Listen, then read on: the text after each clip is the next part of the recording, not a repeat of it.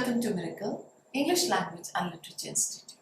I'm Professor Rava Sharma and we are doing the video series on books and reading.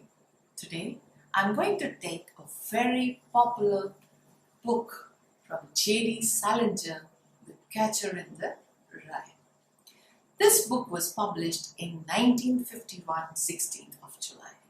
It is the most appreciated classic in American literature. It was even taught in school curriculum. It had to face many objections because of some content which was not suitable for the youngsters of during that time. This is a story of a young teenager, 17-year-old Holden Caulfield, who studies in the boarding school in Pennsylvania, Pense Prep. The novel is in first person and the thoughts of Holden are narrated. He's expelled from the school because he flunked in 4 subjects. He only passed in English because he found English very interesting. And there are just 3 days to go for December Christmas break. Now, when he talks about his school, he says that all the advertisements are fake. They always show a boy riding a horse, whereas he had never seen any horse in the campus during his school days. And he calls people phony, pretentious, fake, and he doesn't like to talk to them. He calls them lousy, he calls them crazy. He is unable to get into terms with the present society. He's a growing up teenager. He has lost the innocence of child, but still maintains some of the dignity of childhood. Therefore, he is unable to step to that adulthood, although he is called as a young adult. And the 2 days events, they go in their mind with some of the past flashbacks and some of the present events, and all this is narrated in a very humorous, witty and intelligent way. He begins his story by saying that he is not going to narrate everything like that David Copperfield kind of crap. He will not reveal any of his parents' secrets also because they are very sensitive people and would not like to read all that crap.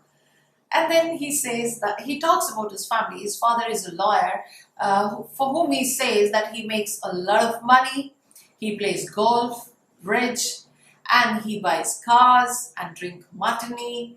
And sometimes he helps the innocent people with their cases. He talks about his mother, that she is very sensitive. He also says that if you drop a chair on his father's head, he won't wake up. But if you cough somewhere in Siberia, his mother will come to know and she'll go insane. As he says that all mothers are insane. Then he talks about his elder brother, D.B., who is in Hollywood writing scripts for the films. And he also had a younger brother, 2 years younger to him, Ellie, who had red hair and was very intelligent, but he died of leukemia. And when he died, Holden broke all the window panes out of frustration and helplessness. And then he says he also has a younger sister, Phoebe, who's just 10 years of age, and she represents the innocent childhood. She is also very intelligent and seems to be writing some kind of detective novel. He shares all his secrets and confesses everything in her. So he's expelled from school, but he doesn't have anywhere to go before the vacation because he doesn't want his parents to know about his expulsion. So he visits his very old history teacher, Mr. Spencer, spends some time with him and then come back. Then he had a fight with his roommate, Stradlater. There was a football match going there and which he did not attend, and then from there he takes his luggage and goes to New York by a train. In the train, he finds a woman who comes and sits near him. She's around 40-45 years of age, and the woman, when she notices the sticker of the school Pensive Prep on his luggage, starts a conversation that her son also studies in the same school. And Holden finds out that he was in his class only. But he fakes his name. He says that he is Rudolph and just tells lots of lie to her that her son was very smart, intelligent and popular with the boys and also in the school. So the mother becomes very happy. And then when he gets down, he takes up a hotel, a cheap one, from where he sees a place which is full of perverts. He also calls a prostitute, then goes against his own decision. He goes to a bar where he meets 3 women in their 30s. They were also outsiders, not belonging to that place. And he calls them crazy, dumb, ugly, and whatnot. But then he flirts, dances, and plays some pranks with them. He says that in the bar he just had a glimpse of Gary Cooper, and these girls, they go berserk looking for this Hollywood star everywhere. And so he made some of the cliches very popular. That it killed me, it was crazy, he screwed up, and LMAO, the younger generation knows what it means. So he then sneaks in his own house and meets his sister, tells her everything about his expulsion. The sister is worried about him. She says that what is he going to do with his future, as he doesn't approve of anything, he doesn't like anyone, whereas she is so comfortable with the world and with the people around, whereas he finds everybody fake and phony. So he says that he wants to be the catcher in the rye, right? A type of grain, cereal. So in the field, when lots of children, they come to play, and when they are not aware of the cliff, they might fall down. So he would stand at the edge of the cliff and would save the children from falling down, because they're innocent and they do not know the dangers of falling from the cliff. So one body catching the other body in the field of rye.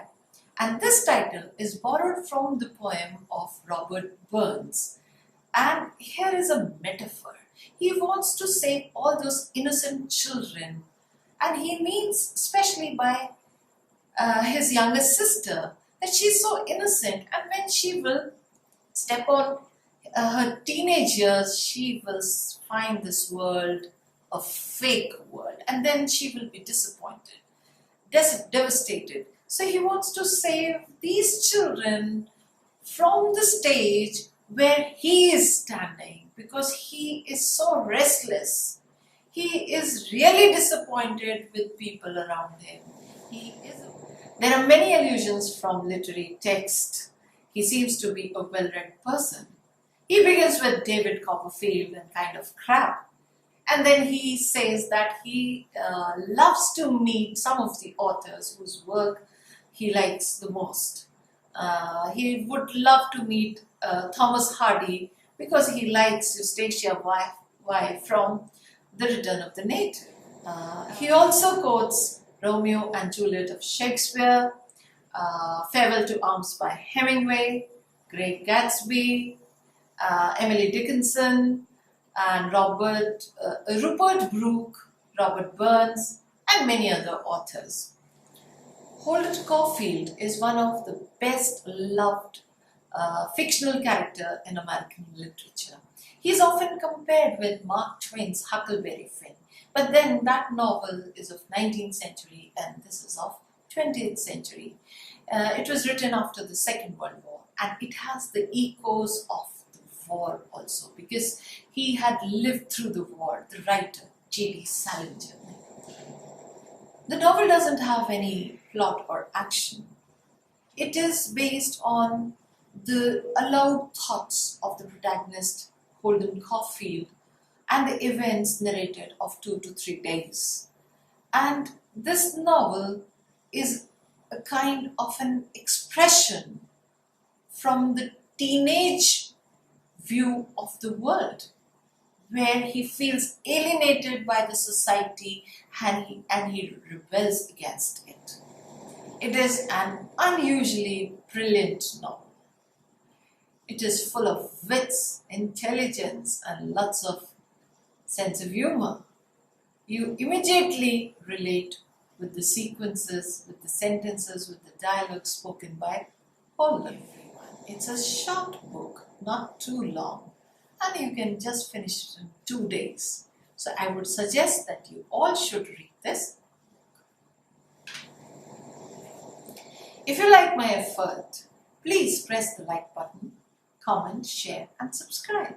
Also explore our website www.miraclewebstore.com.